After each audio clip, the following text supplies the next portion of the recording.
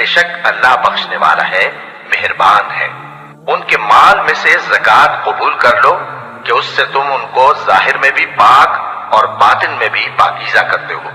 اور ان کے حق میں دعائے خیر کرو کہ تمہاری دعا ان کے لیے موجب تسکین ہے، اور اللہ سننے والا ہے،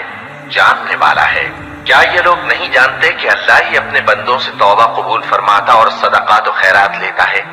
اور یہ کہ اللہ ہی توبہ قبول کرنے والا ہے، مہربان ہے۔ اور ان سے کہہ دو کہ عمل کیے جاؤ، اللہ اور اس کا رسول اور مومن سب تمہارے عمل کو دیکھ لیں گے، اور تم غائب و حاضر کے جاننے والے کی طرف لوٹائے جاؤ گے، پھر جو کچھ تم کرتے رہے ہو وہ سب تم کو بتا دے گا۔ اور کچھ دوسرے لوگ ہیں جن کا کام اللہ کے حکم پر موقوف ہے، چاہے وہ ان کو عذاب دے اور چاہے معاف کر دے، اور اللہ جاننے والا ہے، حکمت والا ہے۔ اور ان میں ایسے بھی ہیں